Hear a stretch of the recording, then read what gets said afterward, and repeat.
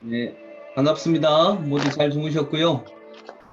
네, 오늘도 자료를 통해서 우리 성경 통독 진행하겠습니다. 오늘은 28일 차입니다. 오늘은 제 28일 차이고요. 오늘 본문은 시편 37편, 역대상 22장, 시편 30편, 역대상 23, 24, 25, 26장, 그리고 시편 15, 24, 42절부터 42편부터 49편까지 84편, 85편, 87편입니다. 오늘 대략 우리가 볼 본문은요, 성전 건축을 준비하는 다윗입니다. 다윗이 성전 건축을 하고자 했는데 하나님이 허락하지 않으셨죠. 그래서 성전 건축을 다윗은 준비하는 걸로 만족을 하게 됩니다. 그리고 오히려 준비하는 과정에서 재료를 준비를 했고요. 성전에 쓸 재료를 준비를 했고, 또 더 중요하게 준비한 것은요, 성전에 들어갈 성전의 운영 조직을 준비했습니다. 어떤 사람이 문지기를 하고, 어떤 사람이 찬양대를 하고, 어떤 사람이 성전을 섬기고, 이런 내용들을 준비를 했습니다. 그와 관련된 다윗의 다른 시편들입니다. 그래서 오늘은 시편이 있고요. 역대상의 몇 장을 보도록 하겠습니다. 역대상은 상반부 1장부터 9장까지는 하나님 나라의 족보고요. 10장부터 29장까지는 다윗의 승리와 성전의 기초를 확립하는 이야기가 나옵니다. 그래서 계속 성전이 중요하게 이야기된다라고 하는 것을 기억을 해야 됩니다. 시편 37편은 악인의 번영, 하나님이 계심에도 불구하고 어떻게 악인은 번영할 수 있는지, 이걸 신정론이라고 하거든요. 이 신정론 이야기가 나옵니다. 그리고 역대상 22장은 성전 건축을 준비하는 다윗, 하나님이 성전 건축은 솔로몬에게 맡기신 이야기가 22장에 나오고요. 시편 30편은 성전 낙성 감사 시편입니다. 다윗 언약을 주신 하나님께 감사하고 있는 것입니다.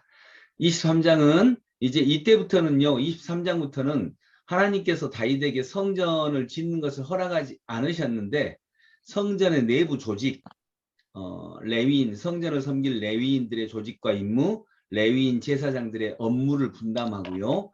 찬양대 일을 할 자손과 그 일의 구체적인 내용들, 그리고 26장은 성전 문지기, 성전 보물 곡간지기와 기타 관리들, 이런 내용이 나옵니다. 즉 여기서 보면 우리가 잊지 말아야 되는 것은 다윗은 하나님께서 성전을 짓는 것을 허락하지 않으셨는데 그걸로 그냥 알겠습니다 하고 성전과 관련된 일을 포기한 게 아니라요.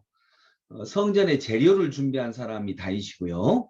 또 성전 내부에 성전이 만들어지면 건축이 되면 너희들은 성전에서 이런 일을 하고 너는 문지기를 하고 너는 찬양대 일을 하고 너는 제사장의 일을 하고 이런 것들을 레위인과 협의하면서 다 결정한 사람이 다윗입니다. 그래서 다윗은요 성전의 운영과 관련된 모든 내용들을 실은 결정을 했다. 이게 굉장히 다윗의 소중한 마음입니다. 하나님께서 성전을 결론적으로 짓는 것은 솔로몬의 역할로 남겨두셨는데 그 다윗은 거기서 실망하거나 그러지 않고 자기가 해야 될 일, 성전의 조직과 재료와 이런 부분들을 아주 다 온전히 감당을 합니다. 이것이 다윗의 귀한 마음이었습니다. 그리고 다음에 나오는 시편들은요. 성전에서 성가대 지휘자인 아삽, 수의장, 아까 문지기 나왔죠. 문지기도 골랐죠. 예, 문지기 장인 고라 자손들의 시들로서 성전과 관련하여 하나님을 찬양하는 찬양 시편입니다. 15편 하나님과 함께 살 사람들, 24편은 언약궤의 옮김을 기뻐하는 시편이고요. 43편은 절망 가운데 하나님께 드리는 기도입니다. 가슴이 시냇물을 찾기에 갈급한 같이 내 영혼이 주를 찾기에 갈급합니다. 이 구절, 유명한 구절이 나오는 구절입니다. 네, 시편 42편. 그리고 시편 43편은 원래 시편 42편과 같은 시편입니다. 절망 가운데 하나님께 드리는 기도. 44편은 하나님의 외면하심으로 과거의 실패를 탄식하는 시편이고요.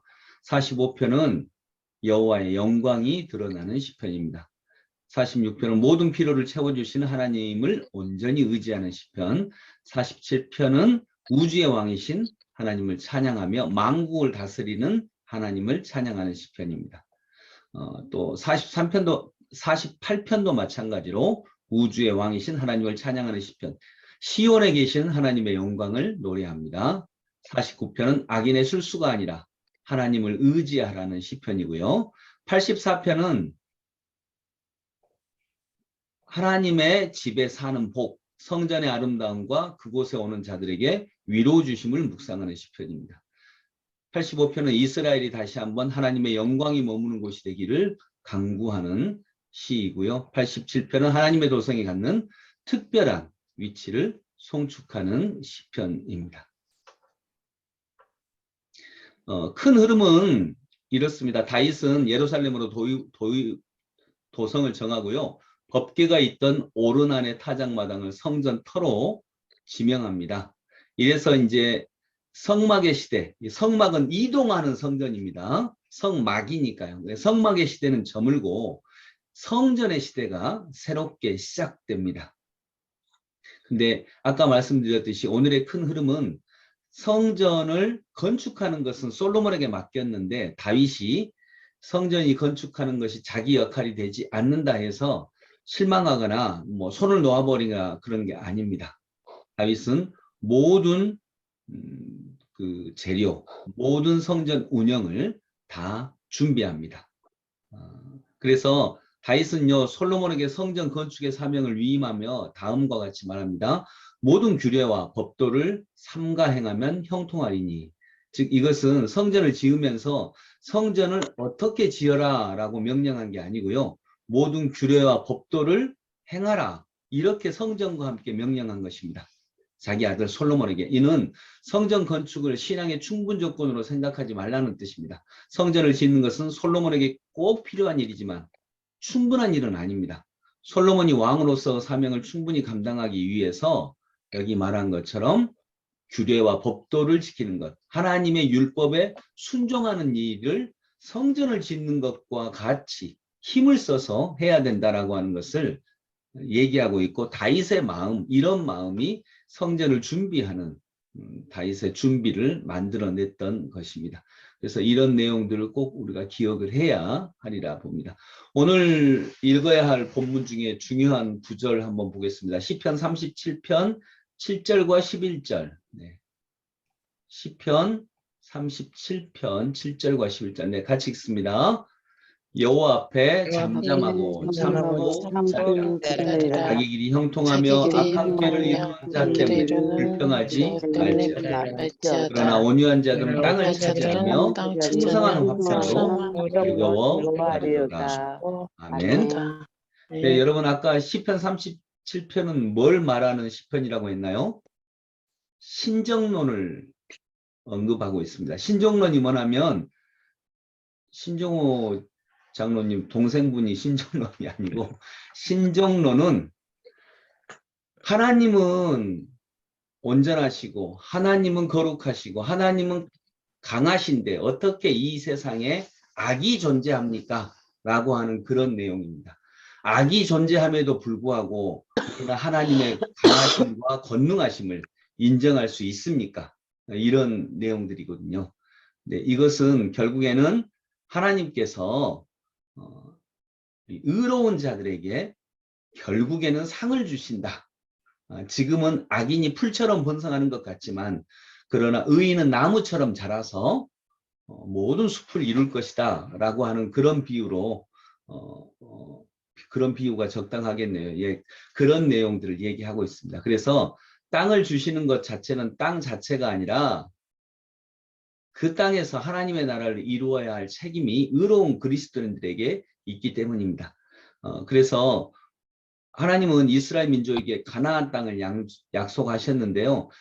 여러분 언뜻 보면 세상 사람들은 악한 사람들이 땅을 차지할 것이다라고 믿습니다. 악한 사람들이 땅을 차지할 것이다. 하지만 성경의 교훈은 정반대입니다. 진실로 땅을 차지하는 사람은 여호와를 신뢰하고 의지하는 사람, 온유한 사람, 너그러운 사람, 정직한 사람, 그리고 여호와의 율법을 묵상하는 사람이 땅을 차지하게 될 것입니다. 왜냐하면 땅 자체가 목적이 아니라 하늘의 뜻을 이 땅에 이루는 하나님 나라의 영토이기 때문입니다. 그래서 차지할 만한 사람에게 하나님은 그 땅을 결국에는 주신다. 잠깐 동안은 그렇지 않게 보일지라도 결국에는 그렇게 하신다라고 하는 것이 이 시편 37편에 노래하는 내용입니다. 시편 30편 말씀 11절 12절 같이 읽어봅니다. 주께서 나의 슬픔이 변하여 내게 춤이 되게 하시며 나의 베옷을 벗기고 기쁨으로 띠우셨나이다. 이는 잠잠하지 아니하고 내 영광으로 주를 찬송하게 하시니 여호와 나의 하나님이여 내가 주께 영원히 감사합니다. 아멘. 자, 이 시편에는요, 성전 건축에 관한 내용, 이 시는요, 표제 자체가 성전 낙성가라고 하는 이름으로 아예 제목이 기록이 되어 있습니다. 그런데 성전을 낙성하는 노래인데 성전과 관련된 내용은 별로 없습니다. 성전 건축과 관련된 내용이 없습니다. 대신 여호와의 도움과 구원만 말하고 있습니다. 아마도 이것은 성전에서 어떤 일이 일어났는지를 묘사하는 것 같습니다. 성전은 하나님의 은혜를 간구하는 곳이고 하나님의 은혜를 찬양하는 곳이고 슬픔이 변하여 춤과 기쁨이 되게 하는 곳입니다. 여기서 우리 교회 슬기교회라고 하는 이름을 따왔습니다. 네, 시편 30편 11절 12절 슬픔이 변하여 춤과 기쁨이 되게 하는 곳, 성전은 바로 그런 것이다 라고 하는 것입니다. 이 시대의 성전은 예수 그리스도이십니다. 이스라엘 백성들이 성전에서 하나님을 찬양했던 것처럼 우리는 허물 많은 세상 속에서도 예수 안에서 하나님을 찬양합니다. 우리는 이 시편을 통해서 이런 마음을 갖습니다. 자, 역대상 23장 1절 2절 같이 읽습니다. 시작. 다윗이 나이가 많아 늙음에 아들 솔로몬을 이스라엘 왕으로 삼고 이스라엘 모든 방백과 제사장과 레위 사람을 모았더라. 아멘. 아까 말씀드렸듯이 이 구절은 뭐냐면요. 역대기는 언제 쓰여졌다고요? 쓰여지기는.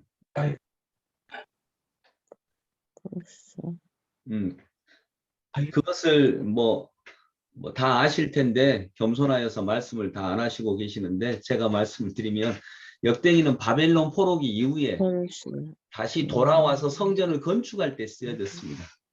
그렇기 때문에 다윗 이야기를 하지만 실은 다윗 때 쓰여진 건 아닙니다. 그게 이제 여러 기록으로 남아있다가 역대기로 모아지고 쓰여진 것은 바벨론 포로에서 돌아온 이후, 그래서 성전을 그때 다시 지어야 하거든요. 제2 성전을 지어야 합니다.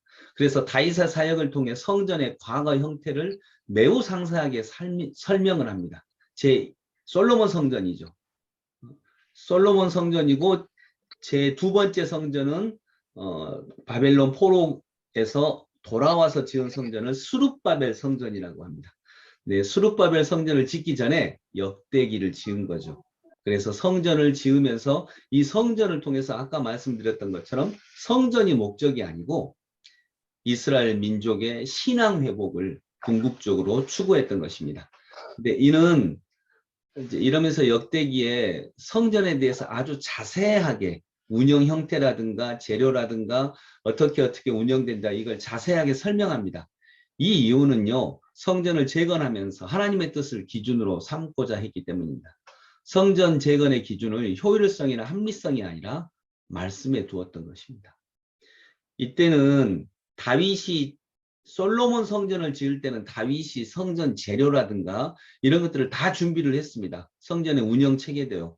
그런데 두 번째 성전을 지을 때는 이런 점들이 부족할 수밖에 없었죠. 왜냐하면 포로기에서 막 돌아왔으니까. 근데 첫 번째 성전에 이런 내용들을 자세히 기록을 하는 것은 그래도 최대한 하나님의 뜻에 가깝게 성전을 짓겠다라고 하는 이런 마음이 담겨져 있는 것입니다. 네, 역대상 26장 1절 같이 읽어봅니다. 시작. 고라 사람들의 문지기 반들은 이러하니라. 아삽의 가문 중 고레의 아들 무셀레마라. 네. 지금 요 역대상 26장은요. 어떤 사람들의 이름이 쭉 나오는데 누구들이냐면 어떤 사람들이냐면요. 성전 문지기들입니다. 성전 문지기들인데 뭐 문지기 별로 중요하지 않다 이렇게 생각할 수 있는데 성전 문지기들도 레위 지파였습니다. 즉 제사장 지파에서 나왔습니다. 자, 여러분 성전 문지기의 역할은 어떤 역할이냐? 성전 문지기들의 역할은 자격 없는 사람들이 성전에 들어가는 것을 막는 것입니다. 이처럼 효율성보다 거룩함을 기준으로 운영되는 것이 성전이었습니다. 무작정 많은 사람들이 들어오는 것을 하나님께서 기뻐하신다라고 생각하지 않았던 것입니다. 그래서 막습니다. 자격 없는 자들이 들어오는 것을 막습니다. 이를 통해서 재건된 두 번째 성전의 규모는 수룹바벨 성전이라 그랬죠. 그 포로기 이후에 지어진 그 두 번째 성전의 규모는 첫 번째 지어졌던 솔로몬 성전에 비해서 매우 작았습니다. 하지만 하나님은 동일한 영광을 두 번째 성전에도 나타내십니다. 너무 작아서 나이가 많은 사람들은 70년 만에 돌아왔기 때문에 80이 넘고 90이 된 사람들은 첫 번째 솔로몬 성전이 무너지기 전에 그걸 기억을 하고 있어요. 근데 그에 비해서 너무 작았기 때문에 나이 많은 사람들이 울었다라고 스가랴서에 나와 있습니다. 하지만 하나님의 영광은 똑같이 나타납니다. 왜냐하면 오늘 본문에서 그 이유를 발견할 수 있습니다. 하나님은 재건된 성전의 크기가 아니라 성전을 재건하는 사람들이 가졌던 믿음과 공의로운 신앙생활을 훨씬 더 기쁘게 여기셨던 것입니다. 근데 기타 오늘은 좀 은혜가 되는 구절이 많아서 시편 15편 1절 3절은 종교 예식만이 아니라 일상의 거룩함을 통해서만, 즉 예배드리고 헌금 내고 이런 종교 예식도 중요하지만 그거에만 그치면 안 되고 일상의 거룩함을 통해서만 하나님과의 친교를 허락하시는 하나님. 여호와의 산에 오를 자 누구인가? 그 구절입니다. 그래서 의를 행하는 사람이 바로 여호와의 산에 오르는 사람이다 라고 얘기할 수 있고요. 시편 24편 3절 4절 여호와의 산에 오를 자가 누구인가? 이것도 시편 15편과 동일한 의미의 이야기를 하고 있습니다. 언약궤를 왕궁으로 옮길 때의 시편이고요. 결국 어떤 종교 의식 그걸 통해서만이 아니라 일상의 삶, 하나님의 거룩한 삶, 거기까지 나아가야 하나님과의 친교가 허락된다라고 하는 말씀입니다. 시편 15편 1절부터 3절에 보면 여호와여 주의 장막에 머무를 자가 누구오며 주의 성산에 사는 자가 누구오니까 정직하게 행하며 공의를 실천하며 그의 마음에 진실을 말하며 그의 혀로 남을 허물하지 아니하고 그의 이웃에게 악을 행하지 아니하며 그의 이웃을 비방하지 않는 자. 이런 사람들이 하나님의 산에 오를 수 있다라고 하는 것입니다. 24편도 거의 동일한 내용을 가지고 있습니다. 네, 오늘은 다윗의 성전 건축 이 내용을 성전 건축은 아니고요. 성전 건축이 하나님이 허락하지 않으신 다음에도 다윗이 성전에 마음을 쏟았고 오히려 성전의 내적인 준비를 완성시켰던 다윗의 이야기를 오늘은 보았습니다. 찬송가 210장 시온성가 같은 교회 찬양드립니다.